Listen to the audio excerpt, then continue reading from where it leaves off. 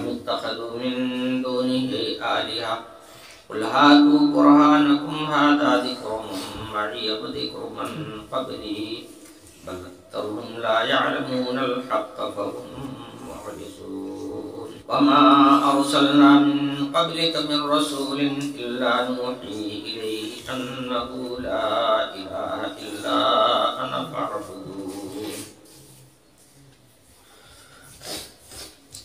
وقالوا اتخذ الرحمن ولدا سبحانه بل عباد مكرمون لا يسبقونه بالقول وهم بأمره يعملون يعلم ما بين أيديهم وما خلفهم ولا يشفعون إلا لمن ارتضى وهم من خشيته مشفقون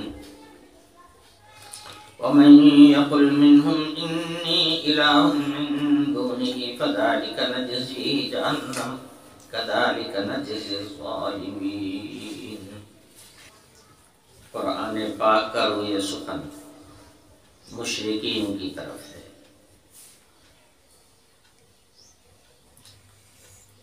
جنہوں نے اللہ وحدہ لا شریک جیسا دوسری مخلوقات کو بھی سمجھ رکھا ہے.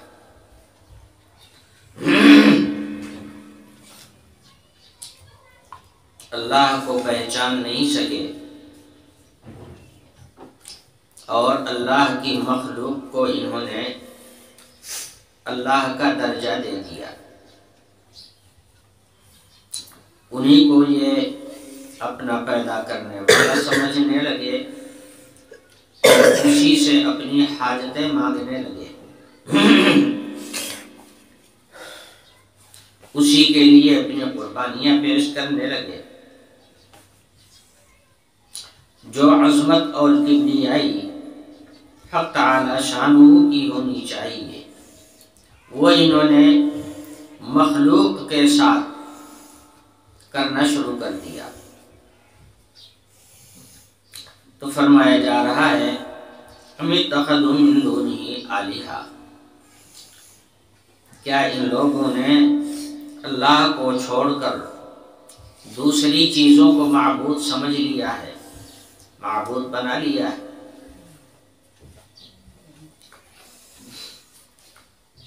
قل ہاتوا برہانکم، قرآن کہتا ہے کہ آپ ان سے کہیے کہ کسی دعویٰ کے لیے دلیل ہونا ضروری ہے. بغیر دلیل کے کوئی دعویٰ ثابت نہیں ہوتا. اور دلیلیں دو قسم کی ہوتی ہیں، ایک دلیل عقلی ہوتی ہے اور ایک دلیل نقلی ہوتی ہے. تو دلیل عقلی یا دلیل نقلی، کوئی دلیل ایسی پیش کرو جس سے بات تمہاری سمجھ میں تو آوے. اللہ کی پیدا کی ہوئی چیزیں ہیں، اللہ کی مخلوق ہیں، تم نے ان کو خدائی کا درجہ دے دیا، تو کیا اس کی تمہارے پاس کوئی دلیل ہے؟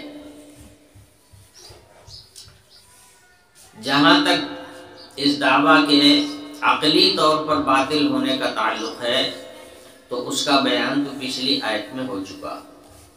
فرمایا گیا کہ عقل سے یہ بات ثابت ہے کہ اگر کسی جگہ میں دو با اختیار مالک ہوں گے تو ان میں آپس میں ٹکراؤ ضروری. اگر خود مختار ہوں گے تو رائے میں اختلاف ہوگا، اور اگر وہ خود مختار نہیں ہوں گے بلکہ اپنی رائے میں دوسرے کی رائے کو ملانے کے پابند ہوں گے، یعنی دو ہیں تو دو، مگر دونوں ایک ساتھ مشورہ کر کے ایک حکم جاری کرتے ہیں. تو اگر دو ہیں با اختیار ہیں اور دونوں آپس میں مشورہ کرنے کے بعد کوئی حکم جاری کرتے ہیں تو دونوں مشورے کے پابند ہو گئے. اور خدا جو ہوتا ہے وہ کسی کا پابند نہیں ہوتا، کسی چیز کا پابند نہیں ہوتا. اور اس کا ظہور پورے عالم میں ہو رہا ہے. خدا کسی چیز کا بھی پابند نہیں ہے. اب اگر یہ پابند ہو گئے ایک دوسرے کے، یہ خدائی کے خلاف ہے. اور اگر با اختیار ہوں، دوسرے کی رائے کے محتاج نہ ہوں، تو پھر اپنے اختیار کا جب استعمال کریں گے اور دونوں استعمال کریں گے تو کہیں نہ کہیں تو ٹکراؤ ہوگا، لازمی چیز ہے. اور جب ٹکراؤ ہوگا دو چیزوں میں تو عالم تباہ ہو جائے گا. ایک گھر میں دو آدمیوں کا جھگڑا ہو، اختلاف ہو جائے مالکیت میں، ایک اپنا مالکانہ چلائے دوسرا اپنا مالکانہ چلائے، ایسا گھر برباد ہو جاتا ہے. اگر گھر کا مالک ایک ہو وہ گھر چلتا رہتا ہے. اب اگر ایک گھر کے اندر دو آدمی مالک ہو جائیں ٹکراؤ پیدا ہو جاتا ہے اور اس کا اثر پورے گھر پر پڑتا ہے. تو اگر ایک سے زیادہ خدا ہوں اور با اختیار ہوں اور عالم یہی ہے تو ظاہر ہے کہ دونوں جب اپنے اختیار کا استعمال کریں گے تو آپس میں ٹکراؤ ہوگا، ایک دوسرے کی رائے کے خلاف بھی کبھی کبھی ہوگا. اور جب ایک دوسرے کی رائے کے خلاف ہوگا تو اس کا اثر عالم پر پڑے گا اور عالم تباہ ہو جائے گا. تو عقلاً بھی یہ بات ثابت ہو چکی ہے کہ ایک سے زیادہ خدا کائنات میں نہیں ہو سکتے. اب باقی رہ گئی صرف ایک چیز کہ تمہارے پاس کوئی دلیل نقلی ہو. دلیل نقلی کا مطلب یہ ہوتا ہے کہ کسی آسمانی کتاب میں یہ بات اللہ تعالی نے بتایا ہو کسی بھی زمانے میں، جب سے انسان یہاں آباد ہوا اور جب سے آسمانی کتابیں آنے کا سلسلہ جاری ہوا. چونکہ انسان کی رہنما صرف آسمانی کتاب ہے.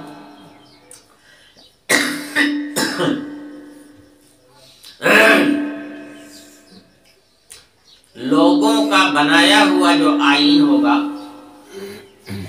وہ پائیدار نہیں ہو سکتا اور سب کی طبیعتوں اور سب کے مزاج کے موافق نہیں ہو سکتا. یہی وجہ ہے کہ دنیا میں غیر اللہ کی جتنی حکومتیں قائم ہیں وہ لوگ بھی قانون سازی کرتے ہیں، مگر یہ قانون جو بناتے ہیں اپنی رائے سے تیار کرتے ہیں وہ سب کے موافق نہیں ہوتا.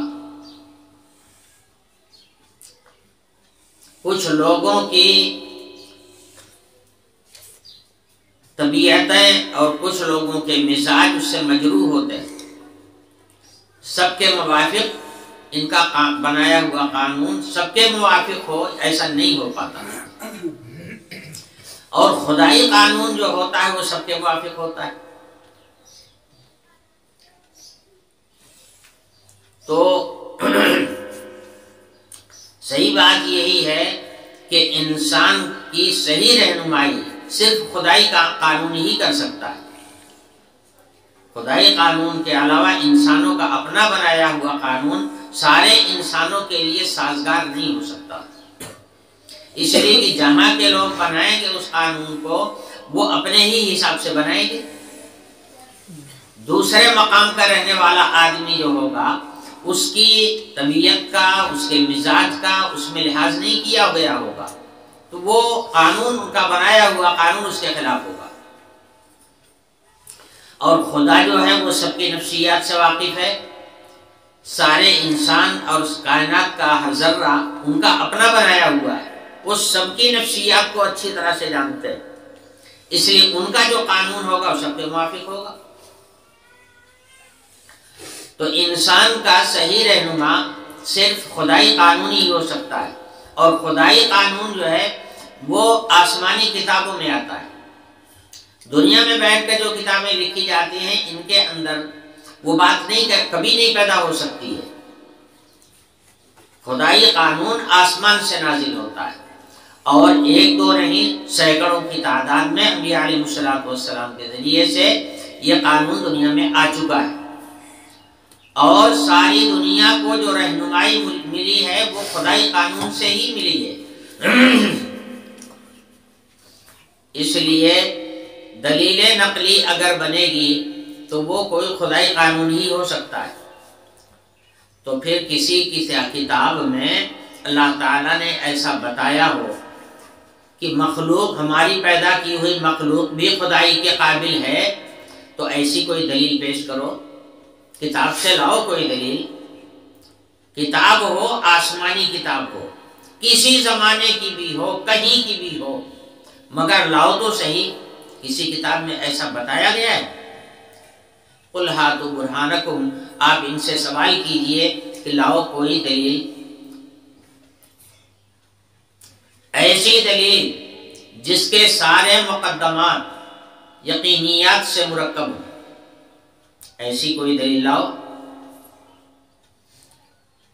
اور تلاش کرنے کے لیے ہَذَا ذِکْرُ مَن مَّعِیَّ وَذِکْرُ مَن قَبْلِی، یہ ہمارے زمانے کے موجود لوگوں کے لیے جو رہنما اصول اور ضابطہ موجود ہے قرآن کی صورت میں وہ بھی موجود ہے، اور اس کے پہلے پچھلے زمانے کے لوگوں کی رہنمائی کے لیے جو آسمانی قانون نازل ہو چکا وہ بھی دنیا میں موجود ہے۔ تو چاہے اس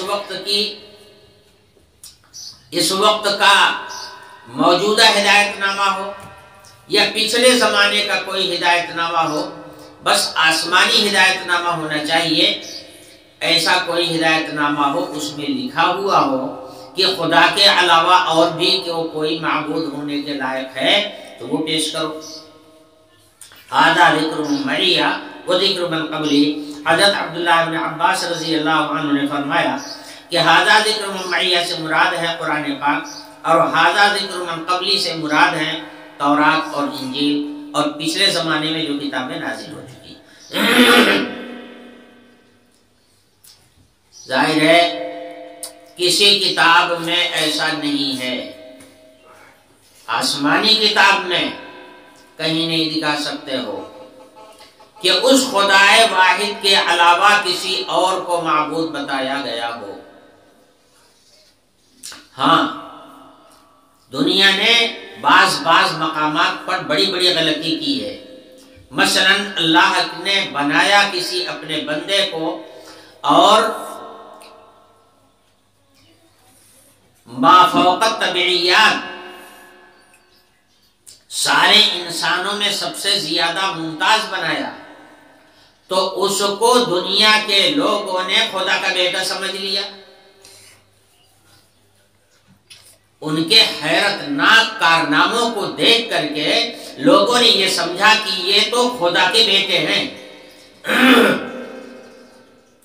مگر انہیں خدا کا بیٹا کسی بھی کتاب میں نہیں کہا گیا کہ وہ خدا کے بیٹے ہیں۔ خدا کو کسی بیٹا بیٹے کی کیا ضرورت پڑی ہوئی ہے؟ یہ اللہ کی مخلوق ہیں، اللہ کے بندے ہیں۔ دنیا نے دھوکہ کھایا ان کے کارناموں کو دیکھ کر۔ مثلا حضرت عیسیٰ علیہ السلام اللہ کے پیدا کیے ہوئے ہیں، اللہ کے بندے ہیں،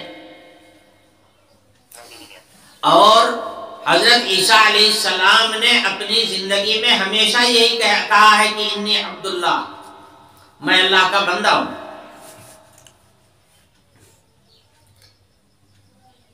حضرت عیسیٰ علیہ السلام جب ما فوق العادت پیدا ہوئے تو اسی وقت لوگوں نے پوچھا تھا کہ تم کون ہو، کہاں سے آئے؟ تو حضرت عیسیٰ علیہ السلام نے اپنے پیدا ہونے کے بعد ہی بتا دیا تھا انی عبداللہ، میں اللہ کا بندہ ہوں۔ آتانی الکتاب وجعلنی نبیا، اللہ تعالیٰ مجھے کتاب عطا فرمائیں گے اور مجھے اپنا نبی بنائیں گے۔ تو عیسیٰ علیہ السلام کہہ رہے ہیں کہ میں اللہ کا بندہ ہوں، اور دنیا کے لوگ کہہ رہے ہیں کہ یہ خدا کے بیٹے ہیں، کہ دنیا کے لوگوں کا کہنا ہوا نا، اللہ کا کہنا تو ہوا نہیں۔ اللہ تعالیٰ نے تو کسی کتاب میں یا کسی بھی آسمانی کتاب کی کسی آیت میں نہیں کہا کہ یہ میرا بیٹا ہے۔ اللہ تعالیٰ نے تو ان کو اپنا بندہ کہا، اور انہوں نے بھی اپنی بندگی کا اعلان کیا کہ میں اللہ کا بندہ ہوں۔ اب لوگ اگر سمجھیں کہ یہ لوگوں کی غلطی ہے نا، حضرت عیسیٰ علیہ السلام کو اللہ تعالیٰ نے ایسا کمال عطا فرمایا تھا کہ بے جان چیزوں کے اندر روح ڈال دیتے تھے۔ مٹی کی چڑیا بنا کر پھونک مارے تو وہ اڑنے لگتی تھی۔ جو مرض کسی سے نہ ٹھیک ہوا ہو دنیا میں، حضرت عیسیٰ علیہ السلام کے سامنے آ جائے، وہ ہاتھ پھیر دیں اور وہ چنگا ہو جائے۔ ان حیرتناک کارناموں کو دیکھ کر کے لوگوں نے یہ فیصلہ کیا کہ یہ تو معلوم ہوتا ہے کہ خدا کے بیٹے ہیں، یعنی خدا کی جو صفات ہیں وہ صفات ان کے اندر بھی حلول کیے ہوئی ہیں، ان کے اندر بھی وہ صفات پائی جا رہی ہیں۔ تو کہنے کا مطلب یہ ہے کہ کسی آسمانی کتاب میں کسی کو بیٹا بیٹی نہیں کہا گیا۔ یہ لوگوں کی اپنی جہالت ہے کہ اپنی غلطی سے انہوں نے ایسا اصول بنا لیا یا ایسا اعتقاد جما لیا۔ تو یہ اعتقاد لوگوں کی اپنی غلطی سے ہوا ہے۔ کسی کتاب آسمانی کتاب میں ایسا کوئی حکم نہیں آیا تھا، آسمانی کتاب میں کوئی آیت ایسی آپ کو نہیں ملے۔ اسی کو فرمایا گیا بل اکثرهم لا يعلمون الحق فهم معرضون۔ بات یہ ہے کہ زیادہ تر لوگ حق کو جانتے نہیں ہیں، حق کی معرفت سے جاہل ہیں، اس لیے وہ اتباع رسول سے اور توحید سے منہ موڑتے ہیں۔ باقی کوئی عقلی دلیل اور نقلی دلیل غیر اللہ کے معبود ہونے کی پورے عالم میں موجود نہیں ہے۔ اس کے بعد ارشاد فرمایا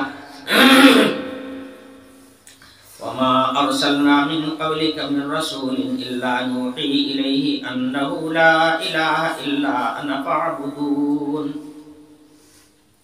اس کے برخلاف کہ کوئی اور معبود ہوتا یا کوئی دلیل عقلی یا دلیل نقلی غیر اللہ کے معبود ہونے کی ملتی، اس کے برخلاف قرآن پاک ساری کتابوں میں اس بات کا اعلان ہو چکا ہے، اور قرآن پاک کے اندر بھی یہی اعلان ہو رہا ہے کہ اللہ پاک نے ارشاد فرمایا کہ جب بھی ہم نے کوئی رسول بھیجا تو اس کے پاس ہم نے وحی بھیجی، وحی کے ذریعے سے رسول کو یہ علم دیا گیا، اور رسول کی زبان سے دنیا میں اعلان کرایا گیا لا الہ الا انا، میرے علاوہ کوئی معبود نہیں ہے۔ فاعبدون، جب میں ہی معبود ہوں تو بندگی صرف میری کرو۔ تم غیر اللہ کو خدائی کا درجہ دے رہے ہو، تمہارے پاس نہ دلیل عقلی ہے اور نہ دلیل نقلی ہے۔ اس کے برخلاف توحید کے اوپر دلیل عقلی بھی موجود ہے، دلیل نقلی بھی موجود ہے۔ اور دلیل نقلی یہ ہے کہ ہر رسول کے پاس یہ وحی آئی ہے، اور ہر آسمانی کتاب میں یہ آیتیں موجود ہیں جس کے اندر فرمایا گیا کہ میرے علاوہ کوئی معبود نہیں۔ تورات اٹھا کے دیکھ لو، تورات کے اندر بھی یہی مضمون بیان کیا گیا، اور تورات کو اللہ تعالیٰ نے محفوظ بھی رکھا ہے اسی لیے کہ کل دنیا کے لوگ جب واہی تباہی بکنے لگیں گے تو دلیل میں کم سے کم تورات کو پیش تو کیا جا سکے گا کہ یہ تو پچھلی کتاب ہے۔ بھئی قرآن بعد میں نازل ہوا، تورات تو بہت پہلے نازل ہو چکی ہے، قرآن سے 2000 سال پہلے تورات نازل ہو چکی ہے، اس کتاب کے اندر بھی تو یہی مضمون ہے، لا الہ الا انا، میرے سوا کوئی معبود نہیں ہے، فاعبدون، لہذا بندگی ہوگی تو صرف میری ہوگی، بندگی کرو تو صرف میری کرو۔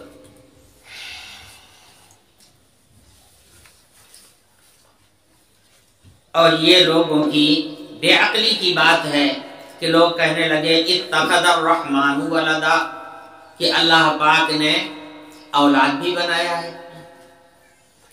اصل واقعہ یہ ہے کہ مکے میں جہاں قرآن نازل ہو رہا ہے وہاں پر بہت سارے قبائل آباد تھے، ایک تھا قبیلہ خزاعہ کے نام سے مشہور تھا، ان لوگوں کا یہ دعویٰ تھا کہ الملائکۃ بنات اللہ، جتنے فرشتے ہیں یہ سب اللہ تعالیٰ کی بیٹی ہیں، تو بیٹا ہو یا بیٹی ہے تو اولاد نا۔ تو انہوں نے کہنا شروع کیا کہ فرشتے جو نور کی مخلوق ہیں، نور سے پیدا کیے گئے ہیں، وہ مٹی سے نہیں پیدا کیے گئے، وہ آگ سے نہیں پیدا کیے گئے، وہ نور سے پیدا ہوئے، اور وہ بڑے مطیع اور فرما بردار مخلوق ہے، وہ اللہ تعالیٰ کی ہر وقت فرما برداری میں ہی لگے رہتے ہیں، کبھی نافرمانی کا صدور ہی ان سے نہیں ہوتا۔ تو یہ جو فرشتے ہیں نا، یہ اللہ تعالیٰ کی بیٹی ہیں، یہ ان کا تھا دعویٰ۔ قرآن اسی کو رد کر رہا ہے، قالوا اتخذ الرحمن ولدا، لوگ یہ سمجھتے ہیں کہ اللہ تعالیٰ نے اپنے لیے اولاد بنائی ہے، سبحانہ بل عباد مکرمون، اللہ تعالیٰ کی ذات بیٹا بیٹی سے پاک ہے، ان کو نہ جورو کی ضرورت ہے نہ بیٹا بیٹی کی ضرورت ہے، بیٹا بیٹی ہونا تو خدائی کے لیے عیب ہے، اور اللہ اس عیب سے پاک ہے، اس لیے کہ بیٹا بیٹی کی ضرورت اس کو پڑتی ہے جس کو کمزوری لاحق ہوتی ہے، جس پر بڑھاپا طاری ہوتا ہے، جس کو خدمت کی ضرورت ہوتی ہے، اس کو چاہیے تو کمزوری کا لاحق ہونا، بڑھاپے کا طاری ہونا، خدمت کا حاجت مند ہونا، یہ تو سب محتاجوں کی دلیل ہے، محتاج ہونے کی دلیل ہے، اور خدا تو کسی مرحلے میں بھی کسی چیز کا محتاج نہیں ہوتا، اس لیے اگر اس کے لیے اولاد ثابت کی جاتی ہے، بھائی کہنے والا کوئی کہہ سکتا ہے، بعض لوگ کہتے بھی ہیں کہ جتنی مخلوق ہے سب اللہ میاں کی، اللہ میاں کے بیٹے بیٹی، اللہ میاں کا کنبہ ہے، تو کنبہ اس معنی کا نہیں ہے، بیٹا بیٹی کے درجے میں نہیں ہے، یہ سب اللہ کی اولاد ہے، اولاد کو کی ضرورت اس کو ہوتی ہے جو محتاج ہوتا ہے، اللہ کسی مرحلے میں محتاج نہیں ہے، اس لیے اللہ کا کوئی بیٹا بیٹی نہیں، اللہ لیس کمثلہ شیء ہے، بیٹا بیٹی جو ہوتے ہیں اپنی جنس سے ہوتے ہیں، اگر کائنات کی چیزوں میں کسی چیز کو بھی اللہ کا بیٹا بیٹی مان لیا جائے تو وہ اللہ کی جنس ہو جائے گا، اور اللہ کی جنس کا کوئی نہیں ہے، چنانچہ اللہ ہمیشہ سے ہے، ہمیشہ رہے گا، اگر بیٹا بیٹی ہوتا تو بھی ہمیشہ سے رہتا اور ہمیشہ رہتا، وہ بھی ہمیشہ رہتا نا، اس پہ بھی کبھی سوال نہ آتا، مگر میں بتا چکا ہوں کہ اللہ تعالیٰ نے جتنی مخلوق پیدا کیا ہے پوری کائنات میں، سب کے اوپر اللہ موت طاری کرے گا، یہ اسی لیے اگر وہ چاہتا تو سب کو زندہ رکھتا، مگر نہیں، اللہ سب کو موت کے گھاٹ اتارے گا، یہ دکھانے کے لیے کہ باقی رہنے والی ذات صرف میری ہے، باقی جتنی چیزیں ہیں سب فانی، باقی رہنے والی صفت کسی چیز کے اندر نہیں ہے، نہ اس آسمان میں باقی رہنے کی صفت ہے، نہ اس سورج اور چاند میں باقی رہنے کی صفت ہے، نہ اس زمین میں باقی رہنے کی صفت ہے، کسی چیز میں باقی رہنے کی صفت نہیں ہے، یہ سب فنا ہوں گے۔ باقی رہنے والی ذات صرف میری ہے، تب تو ہم معبود ہیں۔ اب اگر اللہ کے لیے کوئی اولاد مان لی جائے تو اس اولاد کو باقی رہنا ضروری ہے، وہ اللہ کی جنس سے ہو جائے گا، وہ ہمیشہ رہنا چاہیے اس کو، مگر ایسا نہیں ہے۔ ساری آسمانی کتابوں میں یہ بات بتا دی گئی ہے کہ قیامت آئے گی۔ قیامت نام کس چیز کا ہے؟ قیامت نام ہے عالم کی موت کا۔ جیسے فرد کی موت ہوتی ہے اپنے اپنے وقت پر، ایسے ہی اللہ تعالیٰ پورے عالم پر ایک دن موت طاری کرے گا، اسی کا نام ہے قیامت۔ ہر چیز فنا کے گھاٹ اترے گی۔ تو اگر اللہ کے لیے اولاد مان لی جائے تو اولاد جو ہوتی ہے وہ باپ کی جنس سے ہوتی ہے، اور باپ اور جنس، اور جب باپ ایسا ہے کہ ہمیشہ سے ہے، ہمیشہ رہے گا، تو اس کی جو اولاد ہوگی وہ بھی ہمیشہ سے رہے اور ہمیشہ رہے گا۔ ایسا ہونا چاہیے، مگر ایسی کوئی چیز عالم میں نہیں ہے۔ اس لیے فرمایا سبحانہ، اللہ کی ذات پاک ہے بیٹا بیٹی سے۔ پھر ہیں کیا آخر یہ فرشتے جو ہیں کیا؟ بل عباد مکرمون، فرمایا گیا کہ یہ اللہ تعالیٰ کے معزز بندے ہیں جن کو اللہ تعالیٰ کا قرب حاصل۔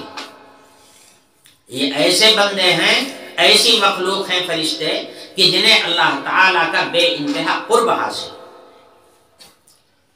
اور جو جتنا زیادہ قریب ہوتا ہے وہ اتنا ہی زیادہ فرما بردار بھی ہوتا ہے۔ اس لیے فرشتے ساری مخلوق سے زیادہ فرما بردار ہیں۔ جن مخلوقات کو اللہ نے آگ سے پیدا کیا وہ بھی نافرمانی کرتے ہیں، جن کو مٹی سے پیدا کیا وہ بھی نافرمانی کرتے ہیں کسی موقع پر، مگر اللہ نے فرشتوں کو نور سے پیدا کیا اور ان کو اپنے قریب رکھا۔ قرب خدا بندی حاصل ہونے کی وجہ سے ان سے کبھی نافرمانی کا صدور ہوتا ہی نہیں۔ اسی کو فرمایا گیا لا يسبقونہ بالقول وهم بامرہ یعملون، وہ تو اللہ تعالیٰ کے حکم کے مقابلے میں آگے بڑھ کر کوئی بات بھی نہیں کرتے۔ اللہ پاک کے سامنے وہ پہلے سے پہل کر کے کوئی بات نہیں بولتے۔ دیکھیے یہ انتہائی ادب اور عظمت کی بات ہے کہ اپنے بڑے کے سامنے جو مؤدب ہوتا ہے وہ بات کرنے میں پہل نہیں کرتا، آگے بڑھ کر کے نہیں بولتا۔ وہ بے ادب ہی ہوتا ہے جو اپنے بڑے کے سامنے زبان چلاتا ہے، آگے بڑھ بڑھ کر کے بولتا ہے۔ تو اللہ تعالیٰ فرما رہے ہیں کہ اور مخلوقات میں نافرمانی کا عنصر ہے، فرشتوں میں تو نافرمانی کا عنصر بھی نہیں ہے۔ اسی وجہ سے کوئی فرشتہ اتنے بولتا ہے جتنا اللہ پاک اس کو کہتے ہیں کہنے کے لیے، اتنا ہی بولتا ہے۔ نہ وہ پہلے کچھ بولتا ہے نہ بعد میں کچھ بولتا ہے۔ سدرۃ المنتہا پر حضور اکرم صلی اللہ علیہ وسلم جب معراج میں تشریف لے گئے تھے تو حضور اکرم صلی اللہ علیہ وسلم کے سامنے 2 پیالے آئے، ایک پیالے میں شراب تھی اور ایک پیالے میں دودھ تھا۔ دونوں دیا گیا کہ اس میں سے جون سا چاہیے آپ قبول کر لیجئے، چاہے شراب لے لیجئے اور چاہے دودھ لے لیجئے۔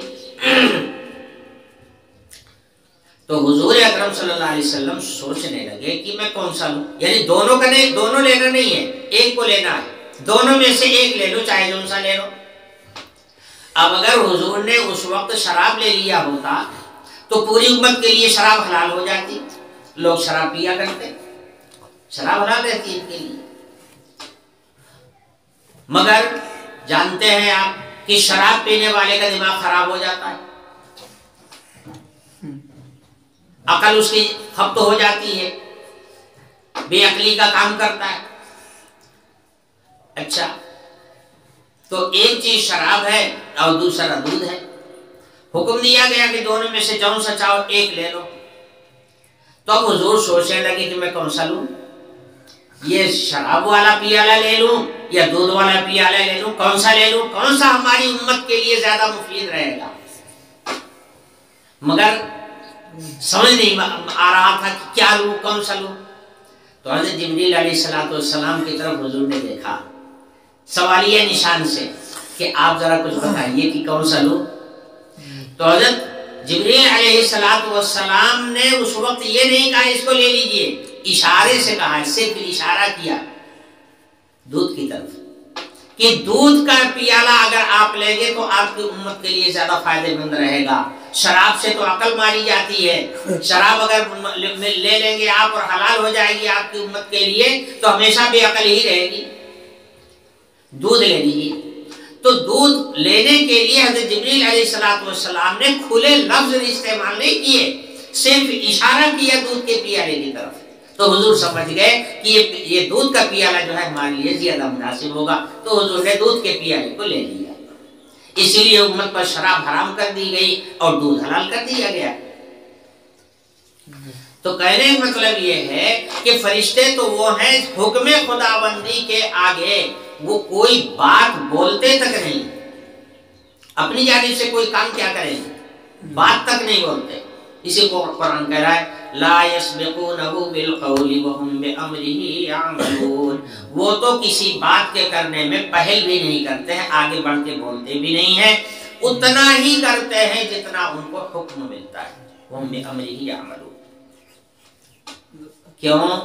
اس لیے کہ فرشتے جتنا اللہ تعالی کی ذات اور صفات سے واقف ہیں اتنا دوسرا کوئی واقف بھی نہیں ہے۔ وہ انہیں اس بات کا یقین ہے کہ اللہ ہمارے آگے اور پیچھے کے سارے حالات کو جانتا ہے۔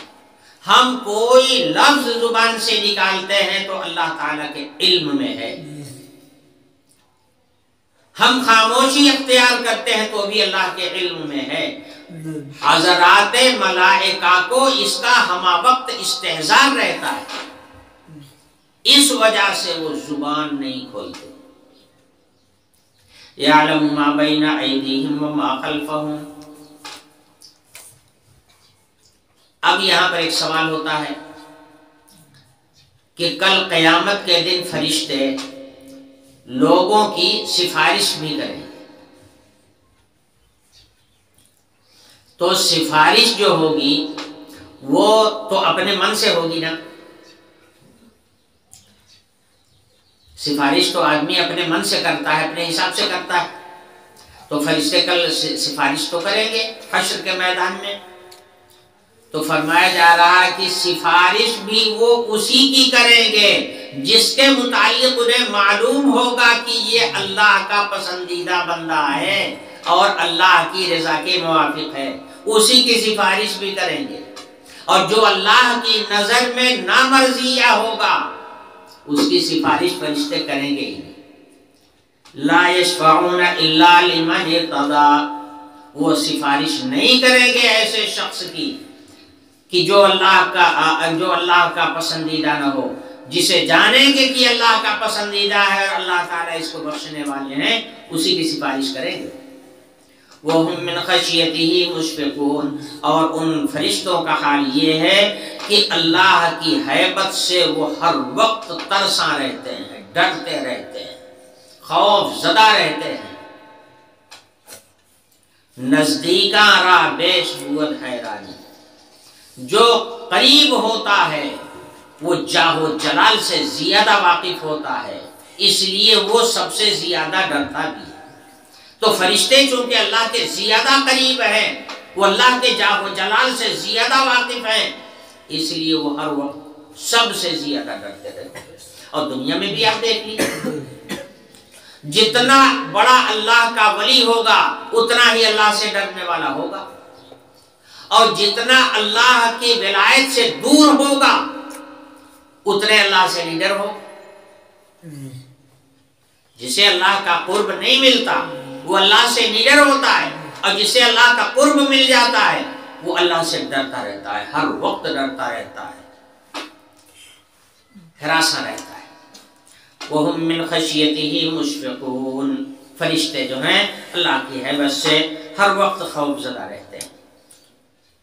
آگے قرآن کہتا ہے مَن یقل منہم انی الہ من دونہ، اللہ ہی کی پیدا کی ہوئی ساری کائنات اور کائنات کا ہر ذرہ اللہ کا پیدا کیا ہوا، بھلا اس کائنات کے کسی ذرے کو کہاں یہ مجال ہے کہ وہ یہ کہہ دے کہ میں خدا ہوں، میں معبود ہوں؟ تم زبردستی اس کو معبود بنائے رہو، لیکن اگر اس کو زبان مل جائے تو کبھی نہیں کہہ سکتا ہے کہ میں خدا ہوں اور میں معبود ہوں۔ مَن یقل منہم انی الہ من دونہ، کون ہے جو کہہ دے کہ میں معبود ہوں؟ کسی نے کہا ہے آج تک؟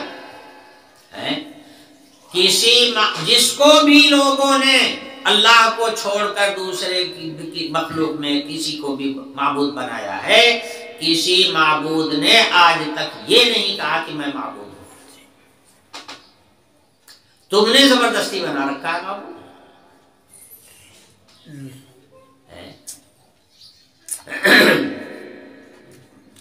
جیسا کہ میں نے بتایا کہ حضرت عیسیٰ علیہ السلام کو ان کے ماننے والوں نے خدا کا بیٹا مان لیا، تو انہوں نے مان لیا نا، مگر عیسیٰ علیہ السلام نے تو کبھی نہیں کہا کہ میں خدا کا بیٹا ہوں، انہوں نے تو یہی کہا تھا کہ انی عبداللہ، میں اللہ کا بندہ ہوں۔